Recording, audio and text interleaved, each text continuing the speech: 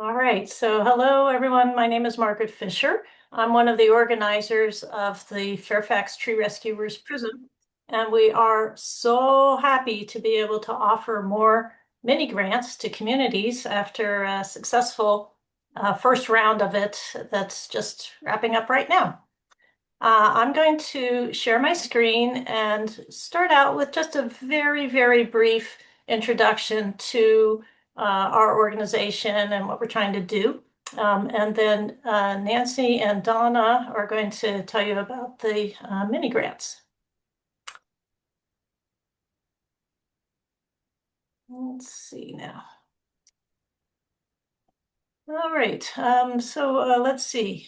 Can you see my screen? Okay. Alrighty.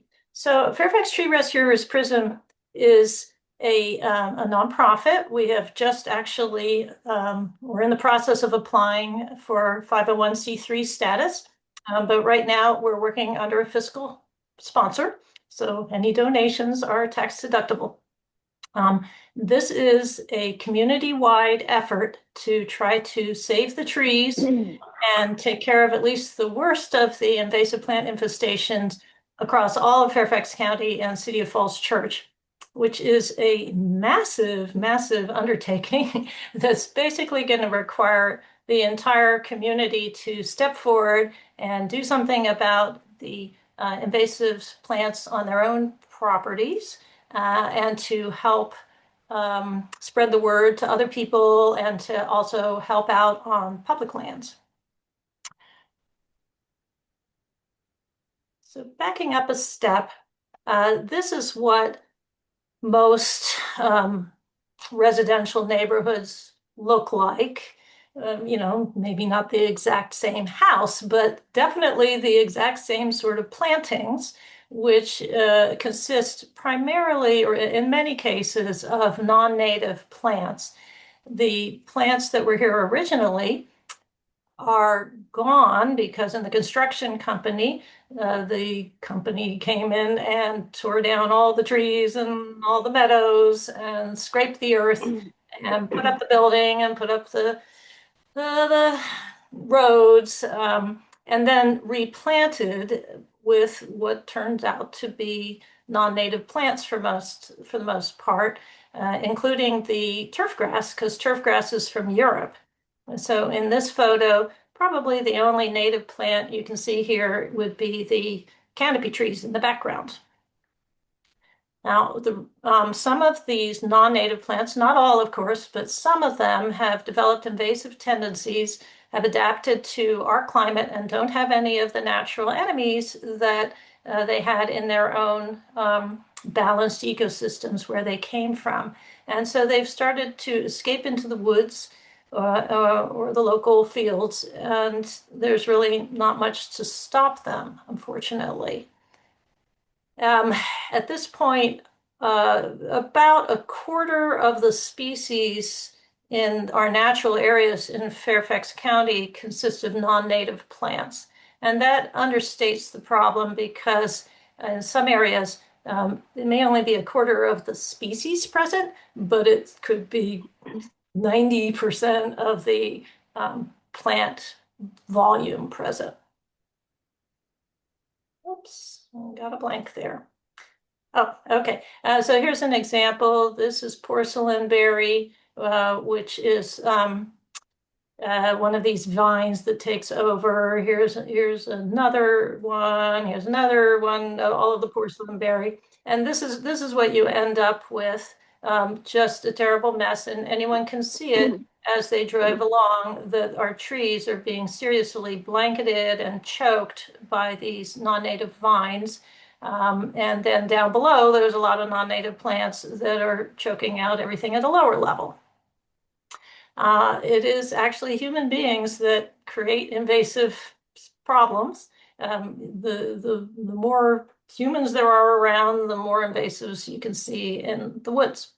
And the result of this is not only the destruction of our local ecosystem, but also serious degradation of the value of our natural infrastructure, which provides cooling and nature and beauty to our county. And it's unfortunately getting less and less beautiful with every passing year. So we're hoping that we might do something about that. And here's an example of a homeowners association. The property was, again, the, you know, torn down. I mean, the trees or whatever in this area would have been torn down and plowed over during the construction process. And then the developer kept the invasives at bay, as I understand it, while they still owned the property. But as soon as it was turned over to the homeowners association, the developer no longer was responsible for it. And it turned into this terrible mess. And the HOA had to figure out what to do about it. So why would it be a good idea to do something about it? Well, I mentioned the beauty and property values, as you can see, would certainly be affected by living next to that instead of living next to lovely woods. It's also, of course, better for trees in general to take care of this problem, and trees that are being killed may fall down on your houses, and that's not a good thing. They also help trees in general are very important for flood control and erosion control. People wonder why they have wet basements, for instance, and not taking care of their trees so that they are falling down would be one reason. They cool our community. It's healthier for us both physically and our mental health to have a treed environment. The trees and natural areas also screen us from one property from another. And so, and in fact, when you have such a buffer between your property and another property, especially if it's a mixed use situation where you have like houses next to commercial shopping centers, there may be actually legal obligations to maintain those trees and plants intact.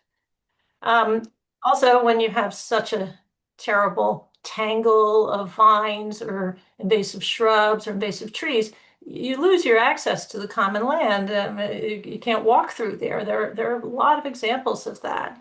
And again, getting back to the ecosystem, without an ecosystem, we're all pretty much in trouble. So rather than have our woods turn into invitations for dumping, we would like to try and, as a community, do something about this problem. So what can we, as organizers of this nonprofit, do to help you? Well, we can provide educational materials. Some of it's on our website, but we have printed materials as well that we can get to you. We have many experienced volunteers who can come out to your communities, whether it's a residential community association or a faith community or a commercial area, any of those options. Our volunteers can come out and help you assess the problem, identify any invasives, and come up with a plan for that. On private residences, the Fairfax Tree Rescuers Prism isn't doing that, but if you are interested in your own place to get advice because you want to make your land into a wildlife sanctuary, then the Northern Virginia Bird Alliance Wildlife Sanctuary Program has other volunteers who could come out and walk your property with you. The purpose of our mini grants is to try and help you all get started with a long-term management plan in your common land. We have noticed, I'm sure everybody has noticed, that there's nothing like the word free to get people moving and motivated. That's been our experience, that it may be a little hard to talk the board and everyone into doing anything. It's easier to put it off, but having the possibility of a matching grant tends to focus the mind and getting a long-term management plan in place is part of is a requirement of having one of these grants. So I'm going to turn it over now to Nancy. I think you're going next, Yep, right? I'm next. This, of course, is what we're aiming for, natural areas that look beautiful and natural again. Great. Thanks, Margaret. Hi, everybody. Nancy Rhodes. I'm going to talk through the eligibility and the parameters for the grant, and then I'll hand it over to Donna to talk to process and the timeline. So I actually have worked with the community, my community first, and we received one of the grants in the first go around of this last year. And just to stress what Margaret just said, I think it really helped kick off our process within. We did our long-term management plan, and we're tackling areas kind of beyond where we worked with the grant right now because all the residents are really starting to see, oh wow, it looks so much better in these areas. So, once you get started, you get the ball rolling and you can really see the difference. So for the mini grants, the eligibility overall is that you're part of a community or civic organization, homeowner, condo, recreation, or a faith community, and that you do have a governance board, right, that can approve the application and sign the letters, right? You have to get that board approval, right, as you are submitting the grant and submitting the grant application.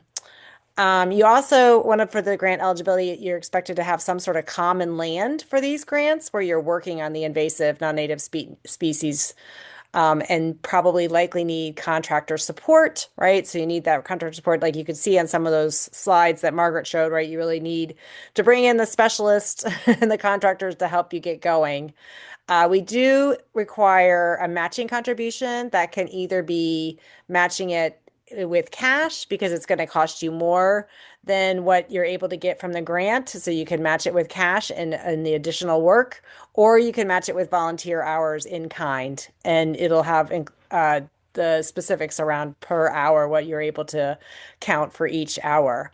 Also, we are not allowing for prior recipients of the PRISM and Plant Native Nova Native grants to secure a grant in this eligibility. So if you are someone from an HOA that received one previously or faith community, you won't be able to receive another one with this round. Any questions, or I'll jump through we can ask questions at the end if you would like to. We do that. Okay. So the grant parameters, we're moving up to $5,000 per project, right? So you can request, I think you do need to get an estimate so you know what your estimate is, right? And that'll allow you to figure out your matching and figure out what you need from the grant side. The matching requirements, we've kind of tried to make it, well, it looks more complicated, but hopefully it gives you more flexibility in what you're asking for and what you need.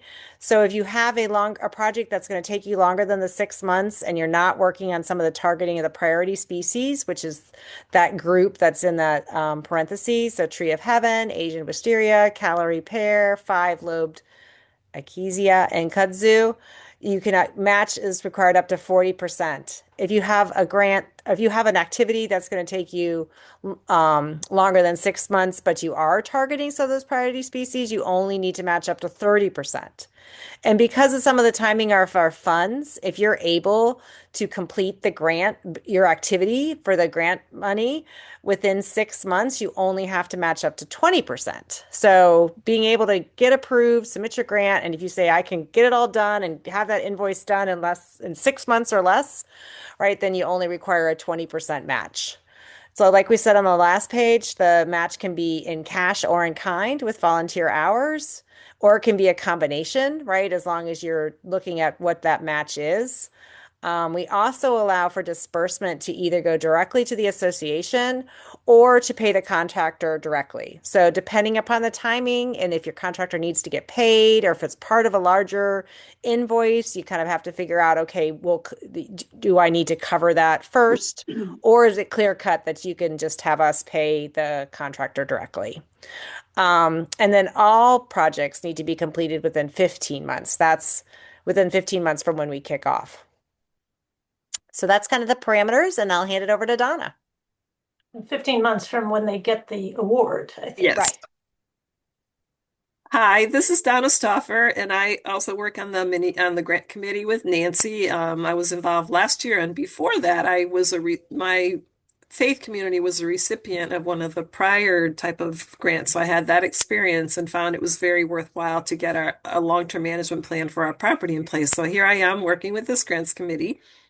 Those of you who click the information in the announcement probably saw that there was not only a link to register for this webinar, but there was also a link for a pre-application site visit, and that's actually the first step in our process. So if you're interested in pursuing getting a mini grant, we need you to go on to that pre-application site visit link and put some basic information about the who's the point of contact, what your address is, and some basic information.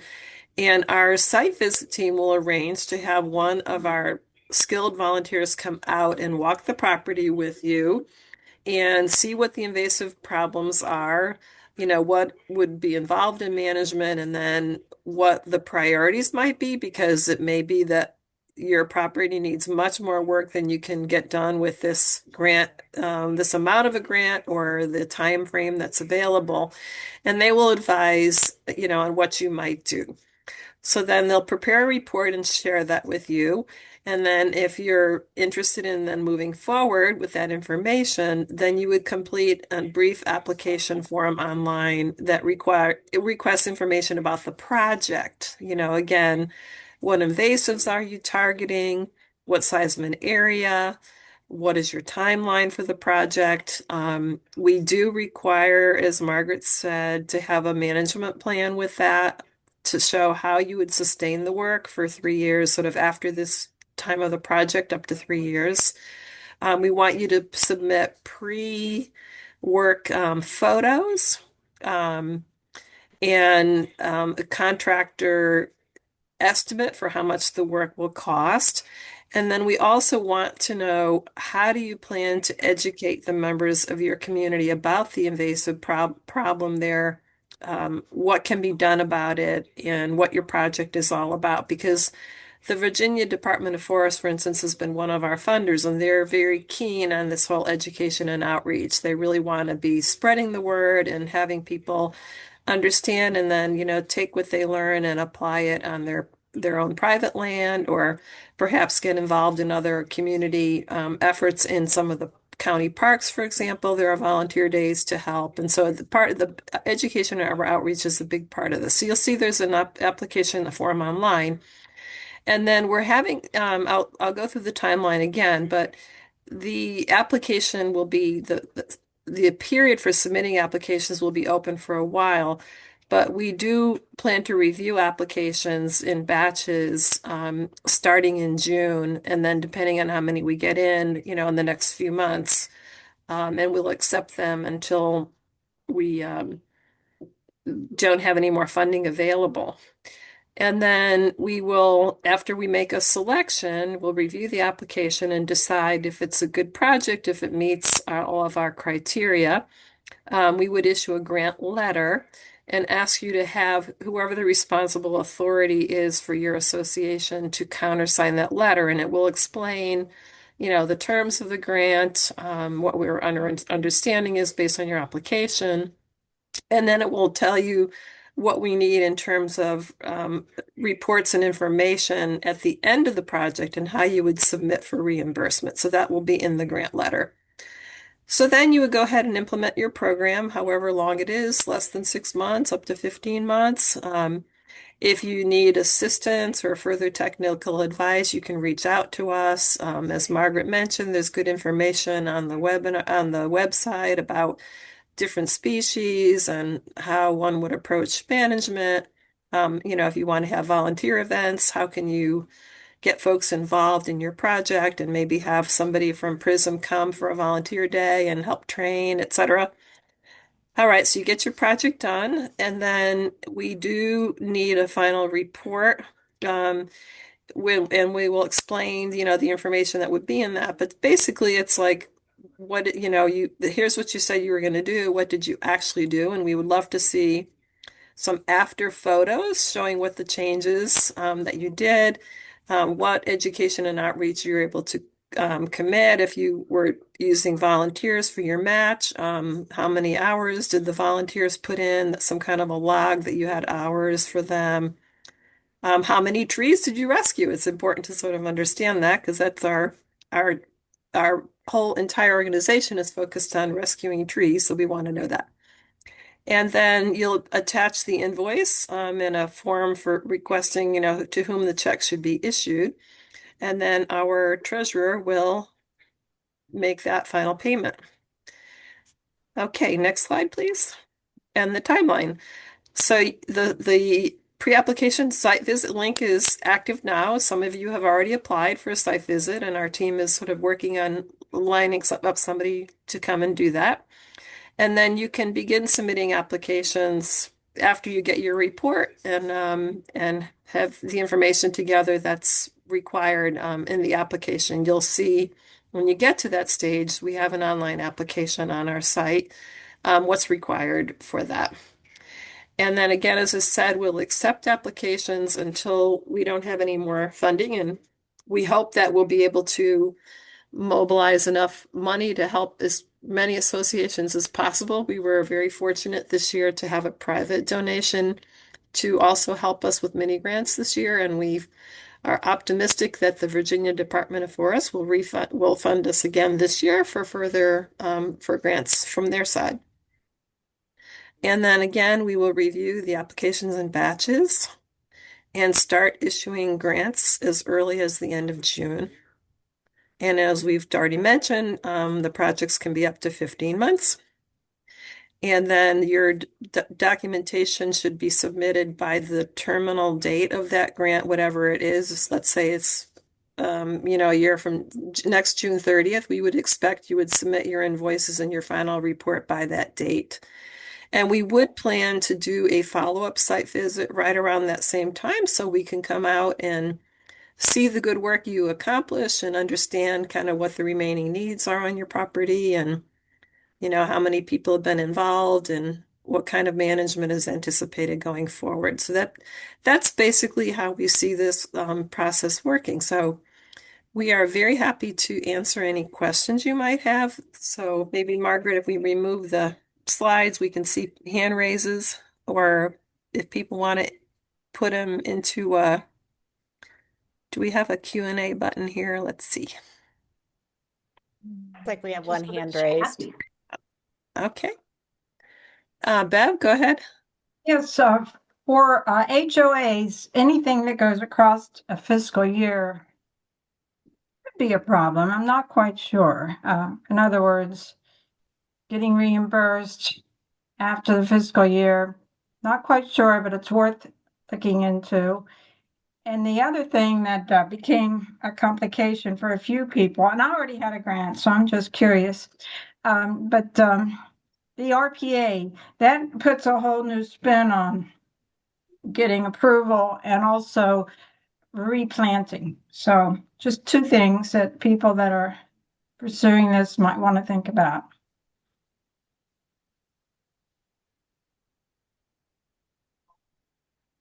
Thanks, Bev. Betsy? I wonder if you could clarify if a group gets a grant, and then they have the estimate from the contractor, will the grant funds be made available before the contractor does the work and has to be paid, or will it only be made available at the very end of the grant period? I can answer that one. The grant money is made available at the end after they submitted their bill. So it's not based on their estimate, but it's based on their final invoice. So they have to pay the contractor out of their own pockets. No, what we had, maybe you weren't on when Nancy explained that, but there's two options. One is the association can pay the contractor and then ask us to reimburse. Or if the contractor amount it matches the bill matches our grant amount, we can pay the contractor directly if they let us know that the work has been completed, so they can be paid directly. So they wouldn't have to pay out of pocket.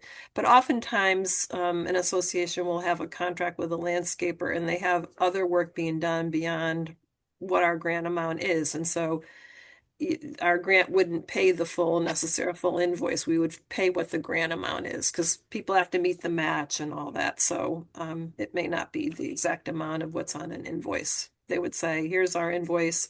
We're paying, this amount and we're requesting you to pay X amount, the grant amount. I'm not sure who's next, Margaret. Was it Steve or Hannah? I think Steve is next. Thanks. Was that list of the critical plants, was that complete? That list that was on that one slide about the ones that qualified for the reduced match? Was that a complete list there? It is for this round of grants. That's what we, in consultation with prison leadership, had decided we would prioritize for this round. Okay, It's not the only ones that will have people work on other species as well. They just wouldn't get the reduced match amount. And just a I'm in a small association, it's like 35 homes.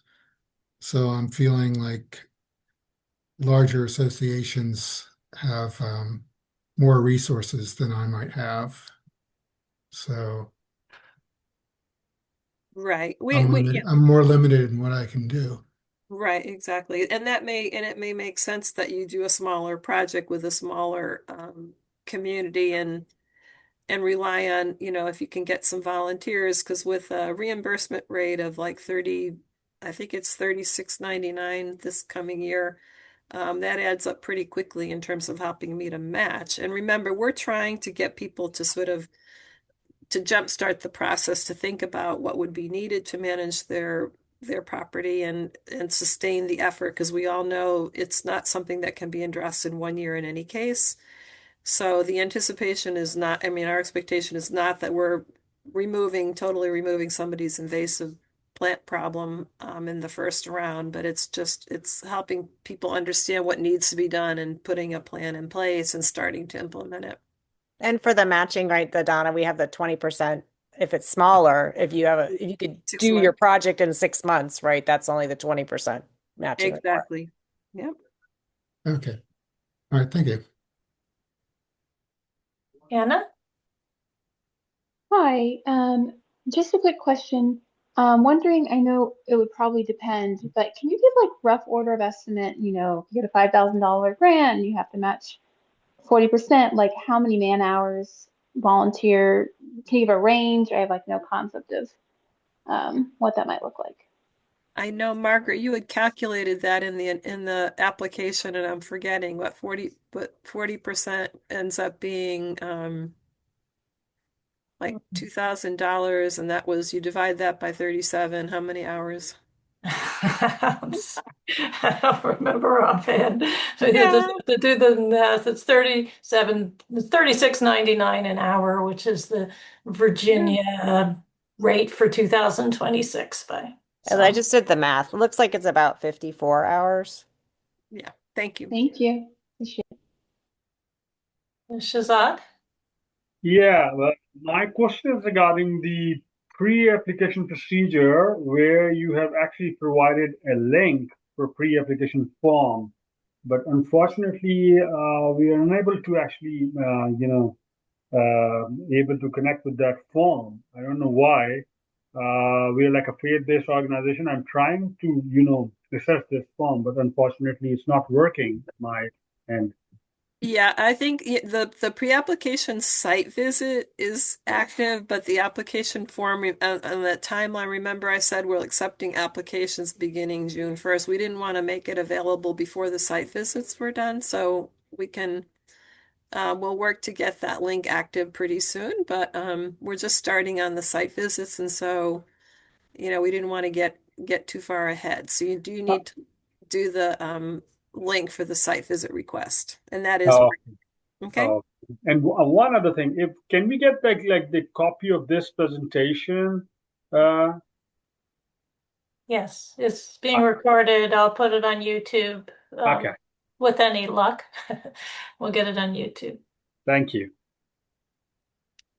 One thing I wanted to say is that everyone who's joined this call is obviously interested in trying to help with this problem. And another thing that you can do that would be really, really, really helpful is to be the person in your community that relays information to your neighbors.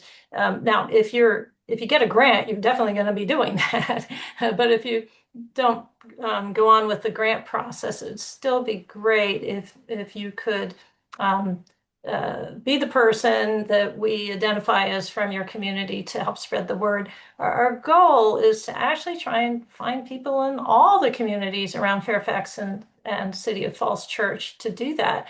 That's how we can envision actually solving the problem that Fairfax County has. It can't be done centrally. It's going to need to be done neighbor to neighbor. Marie? Yes, I'm sorry I was late, so I'm glad to know there's going to be a YouTube repeat. Our site visit was done by Steve in the Sleepy Hollow neighborhood in February. Is that site visit still good? We've done work since then, but Yes, is that that would site it would visit be still good? yes. If you've already done a site visit and you've got some ideas on what project you would put in an application for, you don't have to request another site visit if you've already got a site visit Okay. report. Thank you. You're welcome. Maybe it'd be helpful to fill out the pre-application form and just say that so that we have it in our records that you're Yeah, thank you. That's pursuing a it. very good idea. Yeah, please do let us know that you have that because that's normally the first step in the process. And so if you fill it in and then flag it, Steve is here, right? So he's noting. We have area representatives who do the site visits or teams from particular areas, and so they will be aware of, they have a record of what site visits have already been done and will schedule as appropriate. Someone asked the question in the chat about whether there was a list of approved or recommended contractors. What we have, it's actually on the Plant Nova Trees website, is a list of companies that have self-identified as able to do this work. We just don't have a way to certify companies. So you're going to have to evaluate them for yourselves. Obviously, the bigger companies tend to have more experience, more experienced workers. On the other hand, there's a lot to be said for people using their own landscape companies. If you like your landscape company, if it's a relatively straightforward job that they could do, our volunteers are willing to work with them a little bit to help them get educated as well. Because the more companies we can get on board with this, the better. And if your own contractor is the one doing the work, then it may be easier for them to do the follow-up work. And it might be less expensive. And Margaret, do you want to mention about our training for landscape professionals? Sure. We actually are soon to launch a certificate program for professionals to teach them the basics of invasive plant management. You can't become an expert in this without basically years of practice. But so much of the work that needs to be done is just like on the same plants over and over. And we hope that we can get lots and lots of people trained to do that on a long-term basis. BB? You're on mute, BB.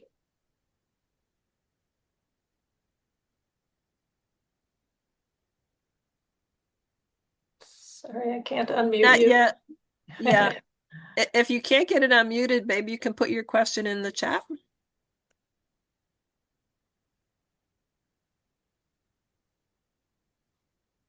Let's see. There's a new question. There's a question on the long-term management plan. I'm just trying to find that link too, because I know that that link comes up when you're applying, because I know that's where I saw the sample, but Right. So what does a long-term management plan consist of? Um, uh, basically it would be kind of a year by year idea without necessarily getting into every detail about what kind of work would need to be done. And it's not difficult, usually. You can pretty much predict that if it costs, let's say, $3,000 to control a given area the first year, that you're going to need the equivalent amount of work, about half of that work the second year and the third year for most species to get it down to a level where it's just a matter of relatively minor maintenance. For some species, it would be less. For instance, if you treat a tree of heaven, once it's dead, it's dead. Although even then, you may have new seedlings coming up that you have to deal with. For Wisteria, it would be more likely 5 years before you totally get that under control. I know for when we were doing there is a long-term management plan sample, right, when you're doing your application. And when we were doing it, we kind of worked through a first draft and one important thing is it does say that we're not expecting funding to be all laid out because to the point that there's kind of the fiscal year funding for the HOAs, but at least it gives you as a community to understanding of what you think you're going to focus on. But it helped getting an idea what we wanted to do. And then once we had our contractor selected, understanding kind of what Margaret was just talking about, because we may not all know those off the top of our heads, right? On like what the different strategy is for each of the different invasive species. So working with your contractor to help kind of lay out what you need to do based on what's in that area. Yeah, and when they come and do their estimate, they can give some information too that would be Yeah. useful to you, and they can even give you a proposal. I mean, if you can't fund it, that's a different issue, but they could say, here's what it would be for year 2 and year 3, or or for this amount of work, we're going to cut now and spray, or we for this species we need to come and spray at a different time of the year. So they'll kind of tell you when they need to do the work for depending on the plant. I So certainly suggest that you not confine your long-term management plan to just whatever particular project you're doing. If you Right. have other areas in your community, this is a really good opportunity to lay it out for your neighbors or your Yeah. faith community members. Bev had brought up the RPA problem. For those who aren't familiar, that stands for a resource protection area. If any part of the land that you're planning to work in is essentially within 100 feet of a stream or a wetland, then you will need a permit to work on it. Even simply cutting a vine is not allowed without a permit. And we have instructions on our website and I think on the grant page also a link to how you figure out how to get that permit. It's the application for that is actually more complicated than the application for a mini grant, and they're very particular about how you fill it out. So you have to go through it kind of carefully, and then it takes them a while. But if you fill it out exactly right, you can probably figure it'll take a month or so. So, and if you miss a point, it'll take longer. So what we suggest, since all of you clearly have invasives issues, that you check now, if you don't already know, to see if you have a resource protection area. Again, whether or not it's the area you're going to be working on right now, and go right ahead and get that application filled out as soon as you can to get that process started. Oh, Bibi, you got unmuted. Yes, this would not allow me to join from my computer, which is what I'm a lot better with than my phone. So my concern is we have kind of basically a defunct neighborhood association. It's a post-World War II neighborhood, and if there's any common area, I'm not exactly sure where it would be. So does that mean that we wouldn't even qualify? I mean, we could probably revive a neighborhood association. There are a lot of little houses that have been torn down, and so a lot of the big old trees are gone, but the ones that are still around often have invasive ivy vines and things on them. Are you saying, Bev, that I'm sorry, BB, that those the trees that they're on are not on common land, though they're in private land? Yes, they're like 30-acre lots. Yeah, if the trees are just on people's private residential land, then no, they wouldn't qualify for a mini grant. It needs to be property that your association is managing in common for the Ah, okay. community. Yeah. Okay. Thank you. Mhm. Someone asked, is a school property eligible? And basically, no. I'm trying to think if there could be some exception, but Is it a private school with an association and a governance board, et cetera, or is it a public school? Public school. No. No. Because we're targeting more like privately owned land and not public land for the mini grants. Sort of an easement, questionable Fairfax County, City of Falls Church space. It's like a metro access lane, private property, but also partly on the school property. So no. there has to be a community association, condo association, HOA, civic association that is responsible for that land. Could a community organization Community association. who wants to do the volunteer work and coordinate the project of the and, removal, and owns the land. but doesn't own the land? No, Yeah.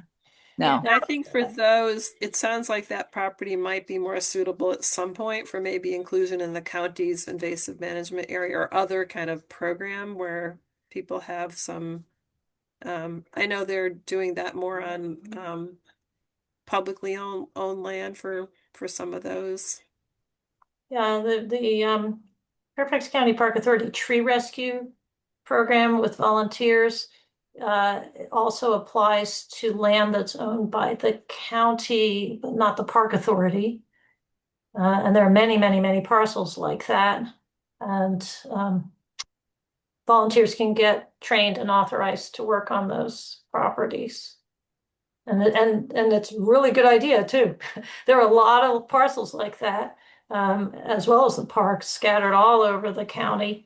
And essentially, there's no one to take care of them if they're not staffed parks or don't already have an invasive management area program. And to kind of get the job done, neighborhoods are going to need to step forward to take over stewardship of those parcels. Bev? So I was going to suggest to BB that even if your HOA is defunct in practice, it may not officially have ever been dissolved, which means that the county would probably still have your land, if there was any, on record as being owned. And you can look in Jade, and if you click on parcels, it'll tell you the ownership. And Jade is a GIS system that's pretty easy to use, really. It's public. Yeah, it's a good idea. A lot of time people don't know exactly who owns which land. So if you look on the property lines it's called Fairfax Jade, Jade. You can figure out that. Click on each parcel around and see. Maybe you'll find that one of them is community owned after all. Yeah, we do have like an easement next to the small roads with no curbs. So maybe that would be the way to go. Yeah, and speaking of easements, we haven't really talked about this at any great length, but if your community association borders a roadside, then as the owner of the adjacent property, you actually are by law allowed to take care of invasives in that property. So you don't have to stop your project at the VDOT line. You can extend it throughout the road easement.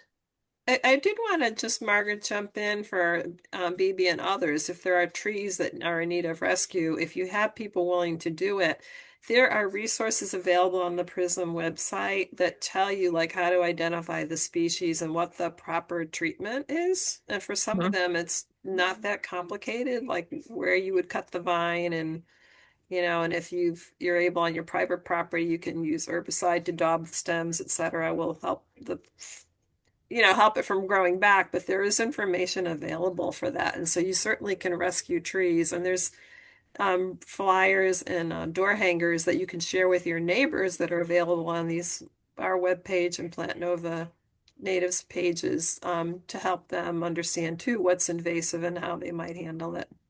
Great, thank you. That could be helpful. Shazad, you're on mute. Shazad. I had a question in the chat too. They're expecting the pre-application form to become available in a week time. Pre-application forms should be working now, and I think we've had a couple. He We've said had that for the it wasn't site working for visit. him. We had, The site visit is available, right? yeah. And Well, so I'll send that out. I'll send that link again. I'll double check, make sure it's working, and send it out when I send out the YouTube video. Okay. yeah, the pre-application is, but the online application one may not be. I'm not sure if that one's available. Yeah, Margaret, is it? We can check. I actually think they're I both thought they were both. They available. should have both been available, but for sure the pre-application site visit's been working because we've gotten quite a number of people have already applied. And I think we answered the question. The neighborhood is managing parkland owned by Fairfax County with a stream. Could we still be eligible for the FIRA mini grant? Not for the county property. Not for county property, right? No. And then repeat the resources for school properties, problem areas that are immediately adjacent to equally problematic school land. Talk to the school.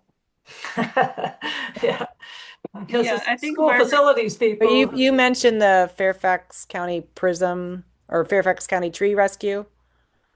the tree Yeah, rescue they're not program. authorized on school properties. Okay. That's a different legal entity. So, yeah, right. And part of that is because there are actually different state laws around herbicide use near schools. Um, it gets more complicated. Yeah, in some cases, I know in my neighborhood, a couple of the schools actually do have parkland, which is right next to the schools. And so they would be part of the park program. But as Margaret said, they would advise if there are these issues, if you've got like the park adjoining a playground where kids are using, what pesticides or herbicides are being used there, etc. You would need to work with the schools to make sure that it's done correctly if your tree rescuers are trying to work there. Yeah, well, if you're on park authority land, you can talk to the park authority people. They'll know the answers to that. But you can't go onto school property under the park authority program. You may be able to work with the school, and we're very much hoping that people will work with the schools, actually. Right. And the schools themselves are interested in joining in this effort. They've been very much interested in that, and they're going to need help and volunteers. But anything that has to do with children gets more complicated.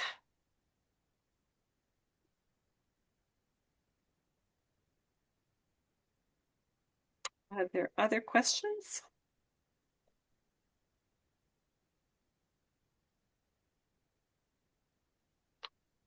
Great. Yeah, and if you have other questions after this, we have the email address grants@fairfaxprism.org. Is that correct, Margaret? That's right. And you may submit questions to our email box, and we will be happy to try to answer them for you. Well, thank you all so much for your interest and for coming tonight, and I hope a lot of you go forward with it. And thanks, Donna and Nancy. Thank you. Thanks, And everybody. if you join Thank you late, so much. appreciate your time. If you join late, you can look for a link to the webinar on the webpage. As Margaret said, we're hoping to post this so when you can, or you could share it with your colleagues if they were interested and couldn't make it tonight. So thank you. Thank Thank you you. very much. Thank you. Bye. Many thanks. Bye-bye.